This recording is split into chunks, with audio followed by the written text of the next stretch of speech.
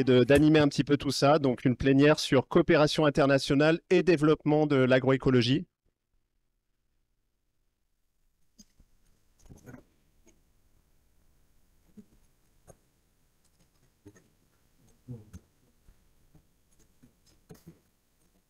On va attendre la fin des tests techniques.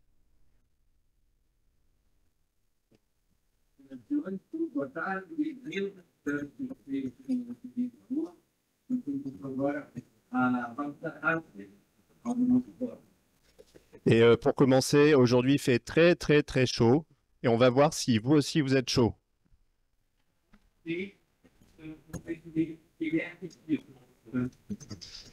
Les élus, est-ce que vous êtes là? Est-ce que vous êtes chaud? Plus fort. Pour la traduction, je crois.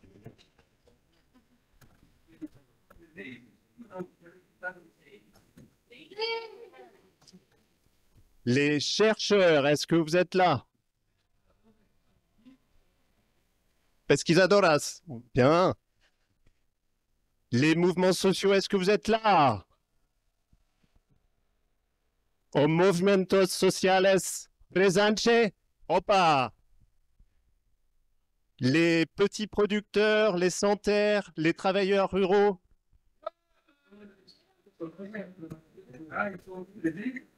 Est-ce que vous êtes là? Plus fort! Ouh, super. Donc, coopération internationale, coopérer, ça veut dire coopérer, faire ensemble. Et dans cette session, on va voir comment travailler ensemble au niveau international sur la question qui nous rassemble, l'agroécologie.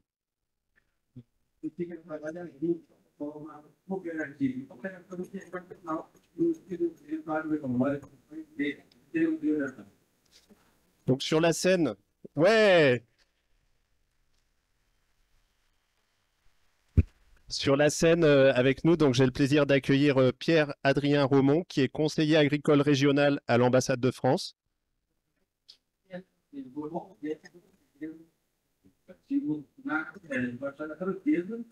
On peut applaudir.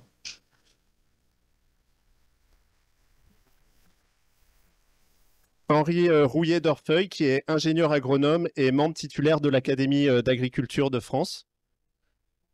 Et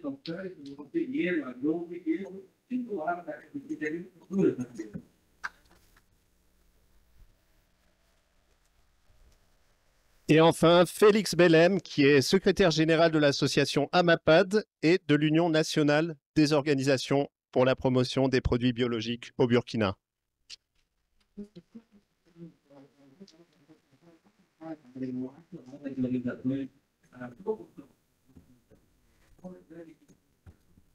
Je vais commencer par une question à Henri sur le contexte de la coopération internationale. Je ne suis pas sûr que tout le monde a en tête clairement ce que c'est la coopération internationale. Même pour moi, c'est quelque chose d'un peu nébuleux. Ouais, je fais bien.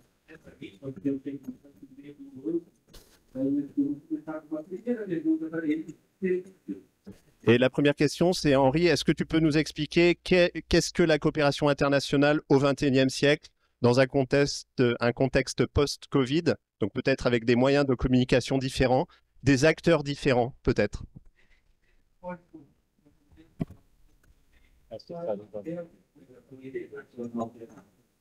Les acteurs traditionnels et les acteurs nouveaux. Bon, c'est un mélange. Je pense qu'il y a c'est un milieu où il y a des rites et des procédures, des règles. Ouais, des règles, voilà, et qui sont aussi des règles diplomatiques, c'est-à-dire il y a des commissions mixtes. Enfin, je parle de la coopération publique. Il y a des commissions mixtes. Ça veut dire qu'en principe, les projets sont négociés. Dans le cas français, c'était annuellement. Voilà, ça repose beaucoup sur les ambassades, hein, en tout cas dans la formule Quai d'Orsay. Les ambassadeurs, les conseillers divers spécialisés, reçoivent enfin, je ne sais pas si ça a peut-être changé, là, un budget annuel et avec des paramètres, avec des coûts pour des moyens de coopération.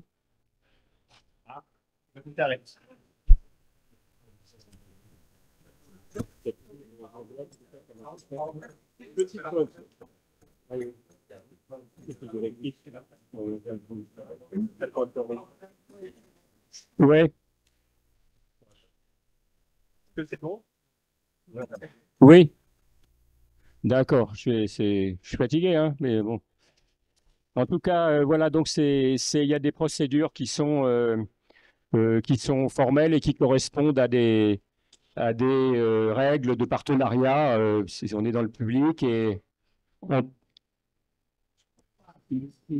Ah oui. Qu'est-ce qu'il y a? Je pense qu'il y a un problème. Est-ce que c'est clair pour tous les Brésiliens qui peuvent, comment ils peuvent écouter en fait la traduction? J'ai l'impression qu'il y a. Ah, d'accord.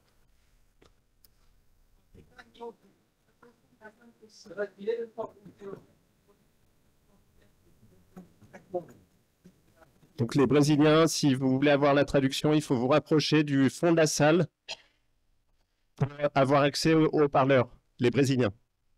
Elle traduit. Une dernière petite chose. C'est parti? Bon, je crois que j'ai usé tout mon temps là déjà, non? Bon, et donc voilà, donc c'est un univers qui est classique et dans le bon sens du terme, parce qu'il y a un respect quand même des partenaires. Euh, alors ça, c'est la coopération du ministère des Affaires étrangères qui s'appuie sur l'Agence française de développement pour l'essentiel maintenant. Et puis il y a une coopération multilatérale qui aussi n'a pas beaucoup changé. Donc c'est souvent des agences qui sont des sortes de grands bureaux d'études, mais parfois aussi ce sont des agences qui ont des services communs de météo, de je sais pas quoi, enfin des services qui servent aux pays membres et à tout le monde. Alors ce qu'il y a de nouveau, évidemment, effectivement, c'est les moyens de communication. Il y a eu une acculturation d'ailleurs pendant la période du Covid et post-Covid. Et là, on est dans un monde plus globalisé, disons, puisque par définition, ces moyens abolissent les frontières d'espace déjà, de temps aussi. Euh, c'est quand même moins coûteux qu'une coopération classique avec des voyages. Voilà, et donc, mais il y a les dangers de la numérisation aussi, il y a des guerres que vous connaissez, il y a des fake news, il y a tout ce qu'il faut, ça peut se retourner. Alors, il y a aussi, si on fait la liste, il y a beaucoup de coopérations non gouvernementales, les ONG, voilà, qui sont privées, donc, qui gèrent leurs affaires, sauf que souvent elles ont besoin d'argent, donc elles sont obligées de proposer des projets. Il y a une coopération décentralisée des collectivités territoriales, voilà. Donc, tout ça sont des sommes assez importantes hein, et intéressantes parce que le but de la coopération, c'est quand même de faciliter des relations avec des institutions françaises et autres, quoi, de même nature. Voilà. Voilà, je pense que j'ai fait un peu le tour. Merci beaucoup, Henri. Alors, on va peut-être passer à une question concrète pour Pierre-Adrien Romont de l'ambassade de France.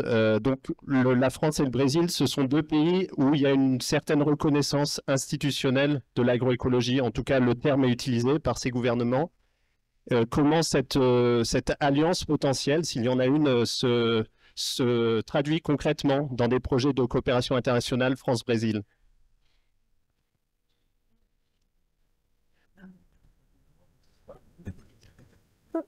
Boa tarde a todos, bonjour à tous. En tant que représentant de l'ambassade de France, je vais juste prendre quelques instants pour vous dire tout le plaisir que l'ambassade a à être conviée à participer à cet événement.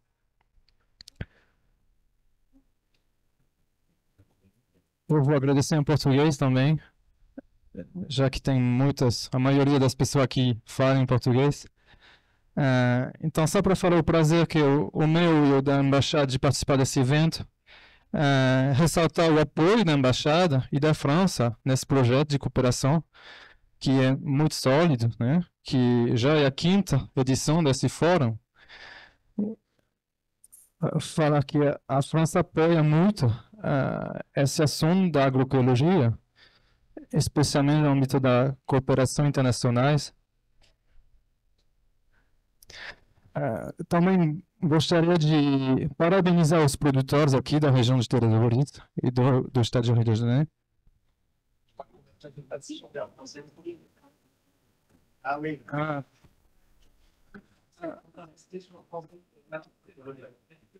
Ok, alors je vais parler français. Ok, je pensais que ce serait plus simple pour l'auditoire, pour les remerciements, mais donc.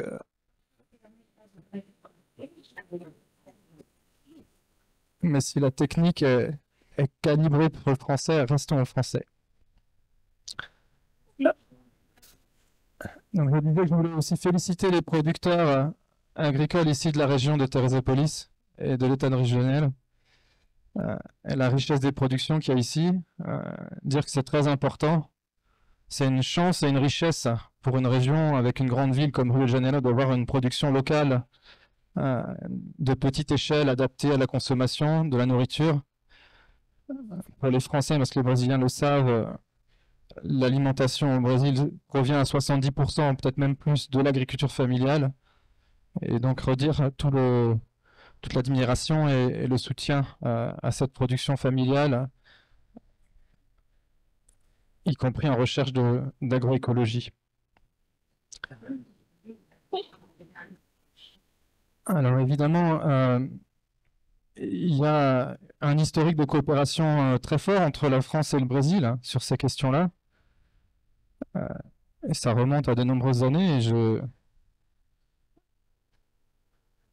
n'ai pas du tout l'expérience et le recul pour vous en parler en détail, mais il y a cet intérêt mutuel qu'ont toujours eu la France et le Brésil, et même si sous le mandat précédent, il y a eu un peu comme une éclipse, le mandat présidentiel brésilien, je parle. À présent, avec le nouveau gouvernement, on est réellement dans une phase de reprise de ces échanges et de cette coopération. Alors évidemment, tout ne s'est pas arrêté. La preuve en est, cette initiative, ce forum, lui, il continue depuis 5 ans maintenant. On a également une recherche très intense, une coopération, très intense en matière de recherche avec les établissements français qui sont le CIRAD et l'INRAE, en lien avec les acteurs brésiliens, Embrapa, universités, divers et variés, autres acteurs, qui sont des preuves de cette implication et de cette coopération mutuelle entre la France et le Brésil sur les questions d'agriculture et d'agriculture durable, puisqu'il y a une volonté mutuelle, je pense, et de la France et du Brésil d'avancer sur ces questions-là. Alors des exemples concrets, au-delà de l'exemple qu'on vit aujourd'hui à travers cet événement, il y en a effectivement. Moi, je voudrais citer par exemple l'initiative d'une ONG française qui s'appelle Agri-Sud, qui a un partenariat avec le Club Med. Donc le Club Med, pour ceux qui ne connaissent pas, c'est une entreprise qui a des resorts de vacances, des centres de vacances. Et cette ONG, elle travaille avec des producteurs locaux brésiliens pour fournir des fruits, des légumes, des aliments en local à ces centres de vacances. Voilà. Il y en a 3 au Brésil, dans l'état de Bahia, un dans l'état de Rio et un autre dans l'état de São Paulo. Voilà. Et donc c'est un modèle d'intégration et de co-bénéfice entre le développement touristique et le développement d'une agriculture familiale locale durable. Autre exemple, la France soutient et accompagne le consortium du Nord-Est, qui rassemble les 9 États du Brésil du Nord-Est, dans un projet ambitieux, très ambitieux, de développement de la route des émotions, Rota das Emoções, pour justement que là aussi, on allie développement durable, développement d'un tourisme durable, qui ne soit pas un tourisme prédateur et qui soit inclusif des populations agricoles locales pour qu'elles aussi bénéficient de ce développement, qu'elles ne soient pas effacées par le développement du tourisme et qu'elles puissent au contraire intégrer et profiter pleinement des retombées du tourisme dans cette région qui se développe.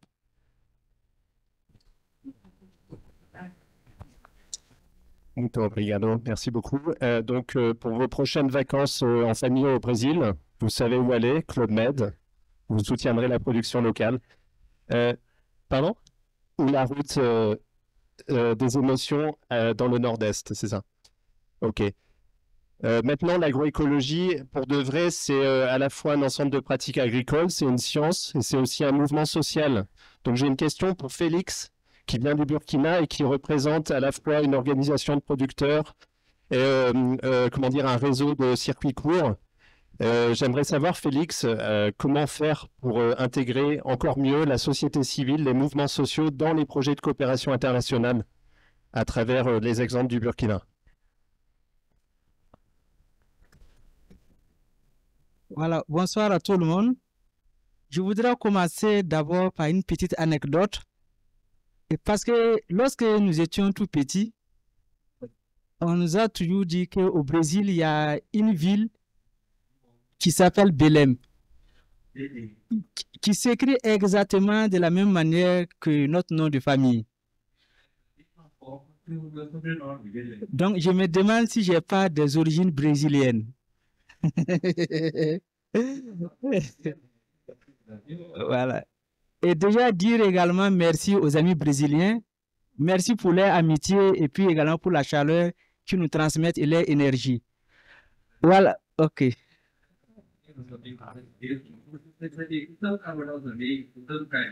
D'accord.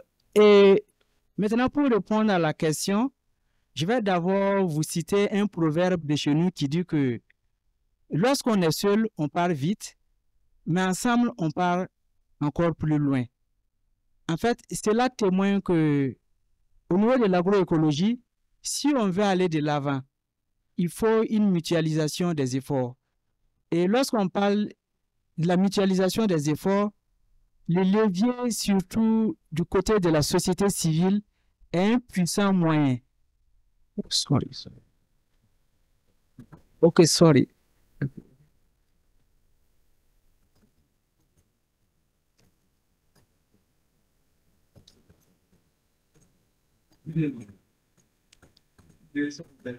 Ok, donc je disais que je commence d'abord par un proverbe de chez nous qui dit que lorsqu'on est seul, on part vite.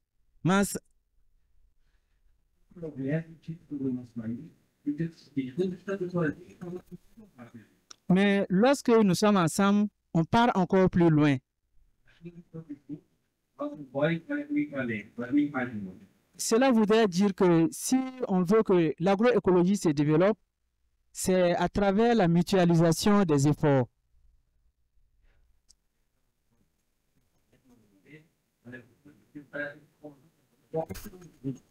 Et un des leviers puissants, c'est la société civile.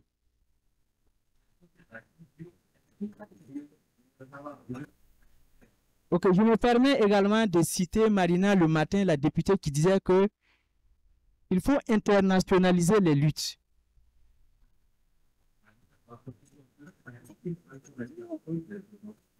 Ok, je m'avais vous expliquer un cas de réussite au Burkina.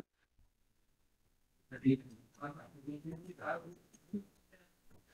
y a l'entreprise américaine Monsanto que tout le monde connaît, qui est spécialisée dans les produits chimiques en agriculture.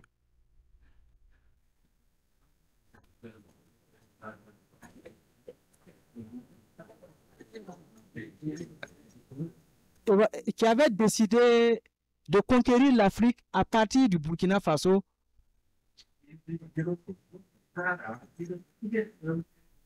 Voilà, et c'est grâce vraiment à cette solidarité de la société civile du Burkina Faso et des amis des Rennes, les Bretons, etc., qu'on a pu organiser des marches.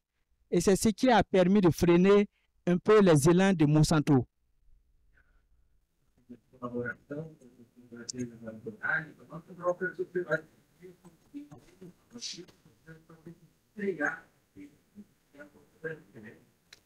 Et le contexte également africain est tout autre.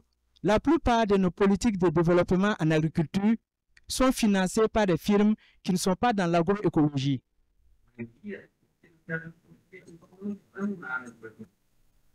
Donc, du coup, c'est difficile pour nos États d'adopter en fait des stratégies qui vont dans le sens du développement de l'agroécologie. Voilà. Et une des solutions pour les amener à adopter ces lois et cette démarche, c'est voilà, c'est la pression en fait de la société civile. Donc, de façon concrète, pour y parvenir, c'est de travailler en réseautage à travers une collaboration internationale.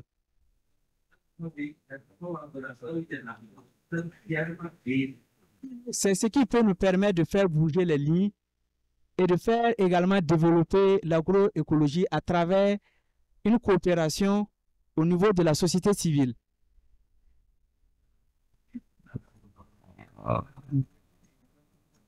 Ok, merci.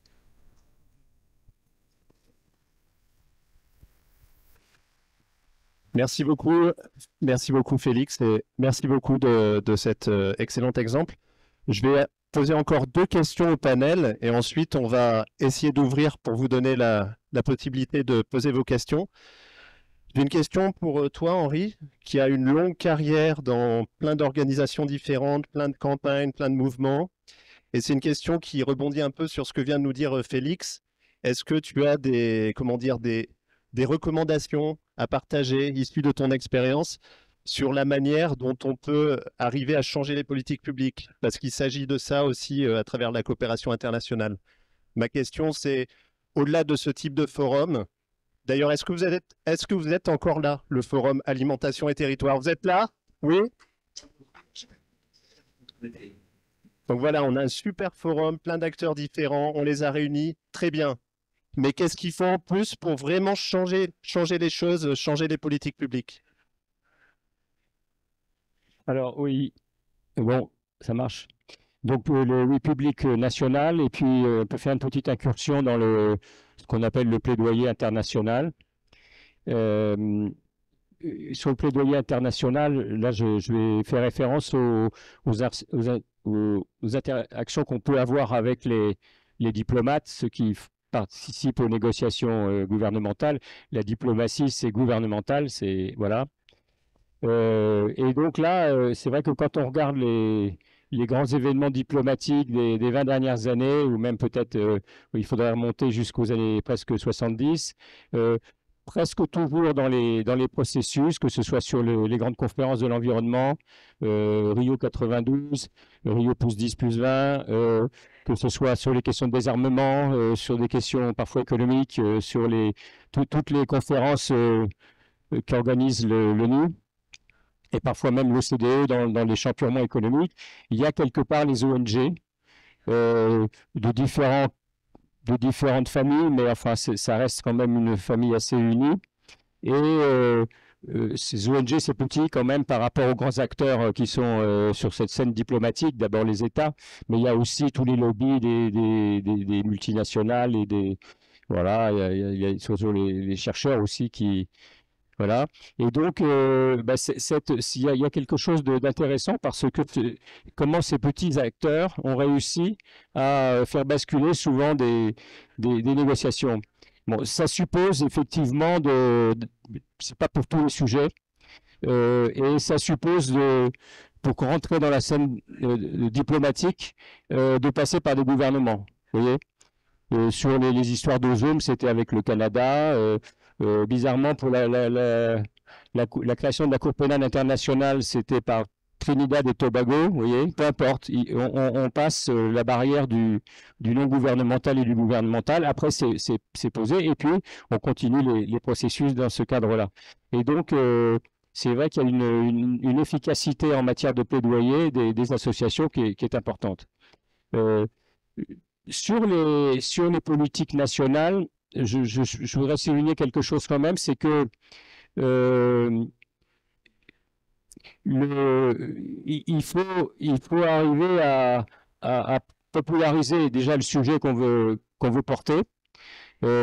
C'est très difficile. Un sujet qui est porté par 3% des électeurs, il n'a pas beaucoup de chances de passer, parce que les gouvernements sont quand même les yeux sur les élections. Et donc, moi, je dirais que pour qu'un processus diplomatique soit influencé par les ONG, ça veut dire aussi par les journalistes, il faut qu'il y ait une popularité de 30%. Sinon, c'est très difficile. Voilà. Alors, c'est possible parfois parce que le président a un intérêt particulier. Je pense à l'abolition de la peine de mort par François Mitterrand. C'était pas un truc populaire. Bon, mais ça, c'était un cas, il l'a poussé et ça s'est passé comme ça. Donc, il faut trouver. Alors, il faut déjà les bons sujets et il faut qu'ils soient métabolisables, si vous voulez, dans la diplomatie gouvernementale. Si on propose un bloc de trucs vous voyez, qui est barré directement parce que c'est trop ceci ou trop cela, non, il faut que ce soit qu'on arrive à... C'est un jeu de slalom et de judo, donc voilà. Donc moi je dirais ça. Donc par rapport au sujet agricole, alors le problème... Bon, parce que les gros sujets agricoles, c'est quand même les problèmes de commerce international. Et ça, on a beaucoup de mal à percer ce sujet au niveau de l'OMS parce que bon, c'est quand même le lieu où se distribue la richesse et la pauvreté mondiale. Faut dire, voilà.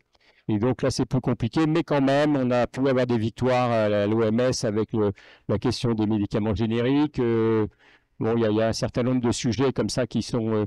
on a porté aussi à l'OCDE des négociations qui s'appellent pays par pays, c'est-à-dire que faire en sorte que les grands groupes de plus de 750 millions de chiffre d'affaires, je crois, soient obligés de déclarer leurs activités dans chaque pays où ils agissent, quoi. Et donc, avec, évidemment, pour les administrations fiscales, la possibilité d'être informées sur tout ça.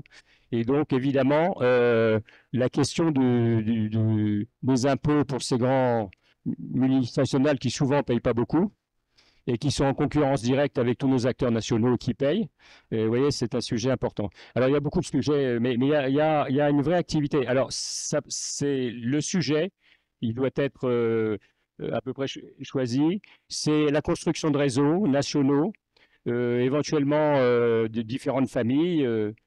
Ça peut être avec les syndicats, ça peut être avec les collectivités. Et puis, les réseaux européens, il y a une coordination européenne qui s'appelle Concorde, des réseaux ONG, et voire les réseaux internationaux ou les grandes ONG internationales. Et donc, c'est toujours une question de réseau, c'est toujours une question d'analyse des forces en jeu sur la scène diplomatique. Et voilà. Et donc, dans notre domaine, je pense que ça fait partie des sujets qu'il faut organiser.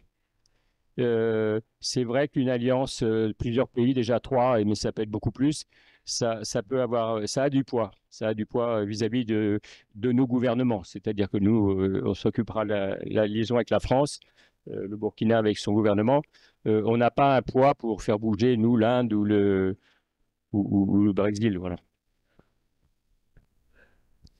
En termes de construction de réseau, je pense qu'ici, on est très bien. Enfin, on voit tout le microcosme des mouvements sociaux qui est présent ici au forum et donc on est sur la bonne voie. J'ai une question pour l'institution, on va dire la représentation de l'État ici. On sait que l'agroécologie, c'est un terme qui est encore ouvert, c'est un peu un champ de bataille et il y a des tentatives de récupération. On sait qu'il y a une fausse agroécologie aussi. On sait que tu as cité Monsanto tout à l'heure, mais Monsanto, ça ne gênerait pas de dire qu'ils font de l'agroécologie, Bayer, etc., ils saisissent le mot. Donc j'ai une question pour quelqu'un qui travaille au service d'un État. Vous êtes certainement approché régulièrement par une vision différente, antagoniste de nos valeurs, de l'agroécologie. Comment vous assurez que la vraie agroécologie est vraiment mise en œuvre à travers les projets que vous soutenez? Ouais.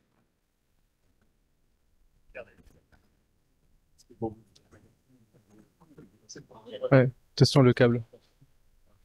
Oui, merci pour cette question très, enfin, très compliqué parce que c'est toute l'exigence effectivement derrière du travail hein, des représentants de l'État dans la conception des politiques publiques et dans ce travail aussi qu'on fait en coopération. Je crois que ce qui est important avant tout, effectivement, enfin, le greenwashing, ça existe partout. Et évidemment, il y a des tentations de faire du greenwashing et de pas affronter sérieusement les grands enjeux auxquels on fait face. Je pense qu'un élément très important, c'est toujours de s'appuyer sur la science et sur la réalité des pratiques et passer au-delà des termes, effectivement. Moi, il y a un terme qui m'interroge beaucoup. Actuellement, on parle beaucoup d'agriculture régénérative. Et c'est un exemple de terme, de concept qui effectivement est manipulé par tout un tas d'acteurs et qui n'a pas encore une définition très claire. Et je pense que quand on est confronté à ce genre de concept émergent, qui est aussi bien utilisé par des gens qui sont très impliqués sur l'agriculture, l'agroécologie, même le stockage du carbone, comme par des grandes entreprises, pour lesquelles effectivement se pose la question de savoir si c'est du greenwashing ou pas. Eh ben, je pense que derrière, il faut s'intéresser aux pratiques en fait qui sont promues et voir quelle est la réalité de la chose. Aussi, ce qui est important, c'est de se nourrir des forums d'échange, hein, comme celui-là. Un message que je voulais délivrer, c'est que on a besoin, les diplomates parlent entre eux, évidemment, mais ils se nourrissent aussi énormément des échanges avec le terrain. Le terrain, c'est tout le monde. Hein. C'est les mouvements sociaux, les interlocuteurs, les chercheurs, les entreprises aussi. Hein. Il n'y a pas... Il faut discuter avec tout le monde pour essayer de comprendre. Et les initiatives locales, les projets comme ce forum, doivent permettre de nourrir derrière les discussions multilatérales à plus haut niveau. Quand on discute des grands sujets de l'avenir de l'agriculture, des grands enjeux à la FAO ou dans les autres organisations, on a besoin de se nourrir de ces débats-là. Et on a besoin d'ailleurs, enfin, c'est un message que je lance un peu aux organisateurs, moi je suis très preneur il va y avoir évidemment une déclaration que je lirai attentivement, mais je suis très preneur de la richesse des échanges qui sont faits ici dans cette instance pour qu'on puisse justement se nourrir, que je puisse en faire part à mes collègues qui sont ici à l'ambassade, mes collègues des autres ambassades avec lesquels on essaye d'avoir des agendas communs, mais aussi les collègues qui sont à Paris et qui sont loin de ces projets et de cette coopération. On a de gros enjeux devant nous, hein, la sécurité alimentaire, l'adaptation, l'atténuation du changement climatique, la sortie, ou en tout cas essayer de se passer un maximum des intrants chimiques, engrais, pesticides, la rénovation aussi des générations, le renouvellement de tout ça. Et on est tous, d'une manière ou d'une autre, confrontés à ces grands enjeux, avec des nuances, mais c'est dans cette discussion entre pairs que se fait la richesse des échanges et qu'on peut sortir des idées et des solutions qui ensuite seront promues dans les grandes enceintes et dans les grandes orientations qu'on peut retrouver à l'ONU, à la FAO, dans les organisations sectorielles. Voilà. Alors, une dernière question avant de donner la parole à la salle. Donc, une question pour Félix. Ici, on est vraiment dans le contexte d'un mélange d'acteurs de terrain, vraiment de dimension micro, très présente, mais on a aussi des institutionnels qui sont présents, donc on a un lien avec le niveau macro, plus large. Et j'aimerais vraiment savoir comment tu vois la suite de l'après-forum, la suite des échanges, pour faire en sorte que cette dimension-là continue à être présente dans les échanges qui vont animer nos réseaux post-forum.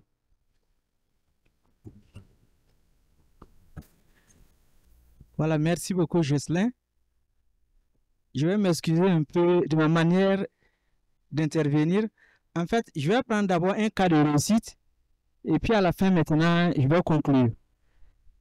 Ok, de façon concrète, par exemple, je vais citer un cas de réussite chez nous au Burkina Faso. Voilà, à travers ce qu'on appelle le SRI, le système de riziculture intensive. Voilà, c'est une pratique que nous avons reçu en fait d'autres acteurs qui ont une approche agroécologique qui a vraiment révolutionné le système de la riziculture au Burkina Faso. Et actuellement, avec les SRI, il y a des producteurs dont le rendement est passé du simple au double. Et les SRI, bien sûr, c'est ce que je disais, c'est une approche agroécologique. Et également, grâce aux SRI et puis avec le soutien de certains partenaires qui sont même ici, on a pu amorcer la filière riz biologique qui est une première en Afrique. Voilà, donc de façon concrète, à la sortie de ce forum, c'est de voir comment des projets pourraient être construits à travers des partages d'expérience. Et peut-être je précise un peu, c'est notre manière de voir en fait le développement, c'est de nous aider, c'est nous aider avec l'aide qui nous aide à nous passer de l'aide. Voilà. Voilà, donc de façon concrète, à la sortie donc, de ce forum, c'est de voir comment on pourrait mettre ensemble des projets à travers des partages d'expérience et voir comment aussi on pourrait les implémenter et pouvoir faire avancer l'agroécologie, quoi. C'est comme ça que je perçois. En mettant bien sûr l'accent sur la recherche. Voilà, on l'a dit plusieurs fois. Et également en mettant l'accent sur la mécanisation. Et il y a le frère également Youbare du Burkina Faso qui est revenu sur un aspect qui est très très important, les bio-intrants. Au niveau par exemple du Burkina Faso, des acteurs se sont mis ensemble, ils ont développé cette filière et grâce à ces bio-intrants, les rendements au niveau de l'agroécologie ont commencé vraiment à augmenter. Donc c'est des pistes de réflexion que nous pourrions voir ensemble et puis essayer de développer des stratégies et puis des projets à travers cela. Ok, merci. Merci beaucoup. Vous savez, hier, on a joué au jeu des problèmes et des solutions. Je ne sais pas si vous vous souvenez. Et je trouve que le projet dans le cadre duquel plusieurs d'entre nous sont présents aujourd'hui, qui s'appelle le projet ATER, donc de transition agroécologique territoriale, en fait, on s'aperçoit que sur chaque territoire où il y a vraiment une transition, au départ, il y a un élément déclencheur. Il y a une crise climatique ou écologique, il y a un mouvement social, il y a un dilemme économique. Il y a vraiment eu un besoin de bouger ensemble. Et je trouve que les discussions, l'échange qu'on a ici montre aussi ça. Donc dans le tour de questions ou la parole que je vais donner à la salle, je vous invite à poser vos questions au panel, mais aussi éventuellement à partager vos ressentis sur ces questions-là, en quoi la coopération entre les territoires peut être bénéfique.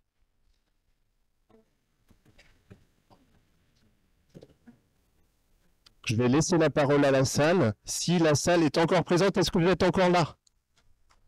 Oh là. Non. Là, vous êtes plus là. Est-ce que vous êtes encore là? Ouais. Ok, il y a une question de Souleymane.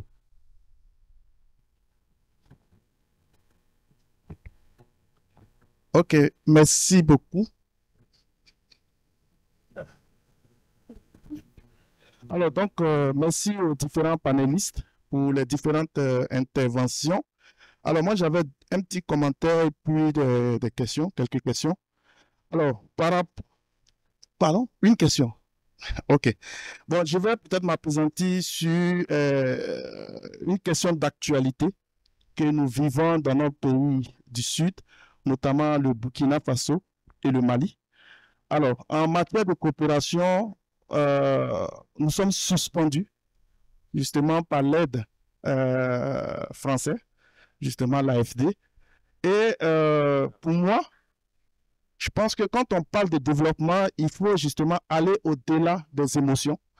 Et il s'avère que aujourd'hui, malheureusement, beaucoup de projets qui étaient financés par l'AFD, notamment de l'agroécologie, qui avait justement pour objectif de faire sortir des populations vulnérables de la pauvreté, se retrouvent encore enfoncées parce que ces aides-là sont suspendues.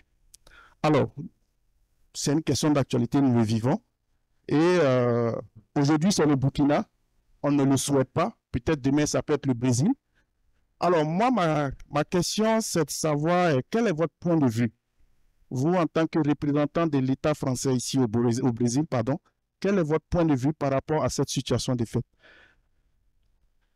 Et ne faudrait-il pas penser à un autre développement que nous appelons développement endogène, afin qu'on puisse, nous-mêmes, nos pays du Sud, développer de la ressource locale, notamment financière et humaine, afin de pouvoir faire face à ces situations-là, quitte à ce que nous puissions nous ouvrir de façon prudente à des coopérations à venir.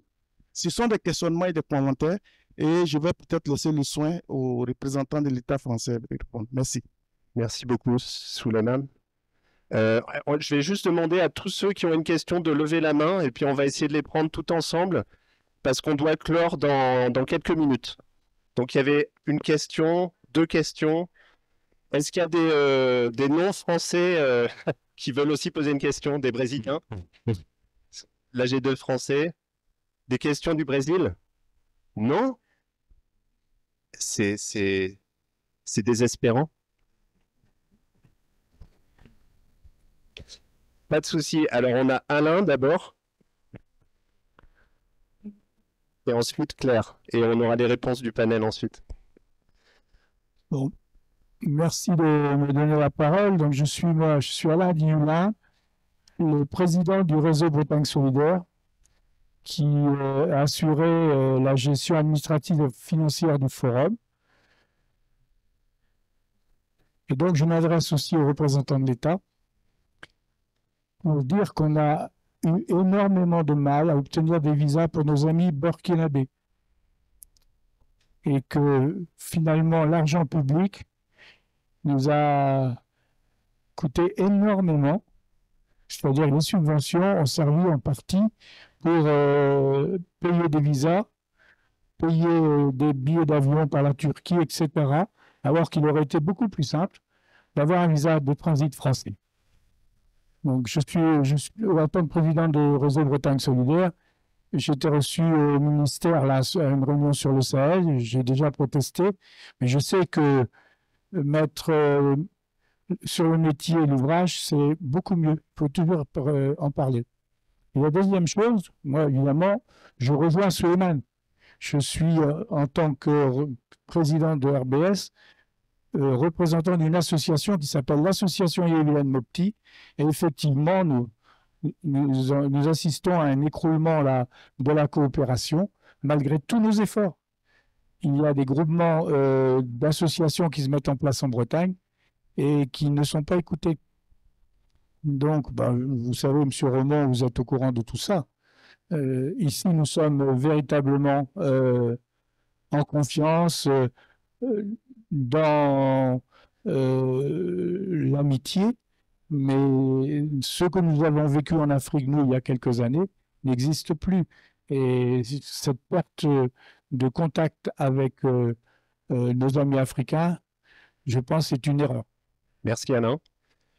On va écouter la dernière question et puis on aura des réponses très rapides pour ne pas pénaliser les activités suivantes. C'était plus un commentaire ou une suggestion qu'une question.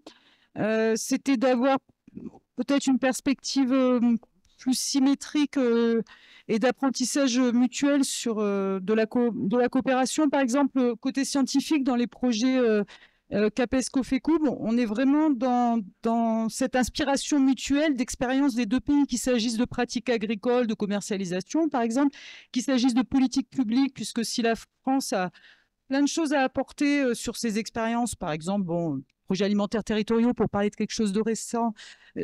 Symétriquement, le Brésil a des politiques très innovantes, comme le programme d'acquisition d'aliments ou d'alimentation scolaire et d'autres. Et puis, dernier exemple sur l'enseignement et la recherche. Par exemple, l'expérience des Núcleos de Agroecologia au Brésil, qui associe université, réseau d'agriculteurs et recherche, et donc étudiants aussi, est quelque chose de vraiment extraordinaire. Donc il y a vraiment, je pense que c'est évident pour tout le monde, mais je voulais insister sur cet aspect symétrique. Oui, merci pour vos questions. Enfin, s'agissant du Burkina Faso, et de manière générale, quand des projets de coopération sont arrêtés ou suspendus, c'est toujours une mauvaise nouvelle, hein. Maintenant, très honnêtement, moi je suis mal à l'aise pour vous répondre ici parce que, je suis conseiller agricole et donc mon domaine c'est plus l'agriculture et la coopération dans le domaine agricole et puis je connais mal le contexte africain et j'aime pas parler des choses que je connais pas. Voilà. Mais par contre, ce que je ferais, c'est que je remonterais aussi bien la question et les remarques pertinentes de Souleymane que les vôtres, monsieur, à mon ambassadeur et l'information sera passée. Voilà. Mais à mon niveau, comprendrez que je suis pas en mesure de vous apporter des réponses. La remarque de notre collègue chercheuse, elle est pertinente, ouais, et ça me permet de rebondir dessus pour parler d'un programme qu'on a entre la France et le Brésil qui s'appelle Braf Agri et qui permet justement des échanges entre étudiants et professeurs, et même au-delà des échanges, de construire des choses ensemble entre Brésiliens et Français. Donc, bon, je suis désolé pour nos amis burkinabés, il y a peut-être des programmes en Afrique, j'en ai pas connaissance, mais en tout cas, avec le Brésil, on a ce programme-là qui fonctionne très bien au Brésil, qu'on aimerait évidemment augmenter, voilà, et qui a cette richesse de permettre d'amener des étudiants français ici au Brésil, des étudiants brésiliens en France, et pareil avec les professeurs, et d'imaginer des projets en commun sur des grandes priorités qu'on a en commun, et l'agroécologie, évidemment, en fait partie. Est-ce que Henri et Félix voulaient rebondir très rapidement sur ce qui a été dit? Félix, non. Henri? Non? Non. Un petit... Oui, moi, je ne vais pas réagir sur le Burkina non plus. Évidemment, on est désespéré d'avoir une coopération qui, momentanément, je pense, ça sèche un peu. Mais je voudrais juste faire une petite remarque suite à votre intervention précédente. Vous verrez dans les conclusions qu'on a préparées là. Oui, vous verrez dans les conclusions qu'on a préparées, effectivement, on essaye de continuer cet enracinement avec des organisations locales, voire plus dans les mouvements sociaux. Il y a la volonté peut-être d'être une référence pour d'autres régions françaises ou brésiliennes pour renouveler ce genre d'expérience. Mais il y a aussi l'idée de monter en géographie et de voir si, au fond, sans qu'on quitte ce qu'on sait faire, on ne peut pas trouver une manière d'avoir un cadre public, pas pour influencer, mais pour, vous voyez, il y a une connexion entre des acteurs agriculteurs, privés, ONG, etc., et puis une coopération publique. On pensait effectivement au Centre national de l'alimentation en français qu'on a déjà vu, et la commission, comme ça, la commission brésilienne. Et ce sont des institutions publiques, mais ombrelles. Il y a une dizaine de ministères dans chaque côté, et puis des acteurs. Et donc, je pense on peut nourrir, vous voyez, quelque chose qui est public, et nous, on pourrait avoir une ouverture aussi très favorable, voire une alliance pour rentrer sur le débat international France-Brésil. À une certaine période, FAST, on avait créé ensemble, dans le domaine des taxes internationales, des taxes sur les billets d'avion. Et ça finançait beaucoup de choses, cette affaire. Voilà. Merci de ces propositions, Henri. Merci à tous de votre écoute attentive et de votre participation. Et merci à notre panel. Je pense qu'on peut les applaudir.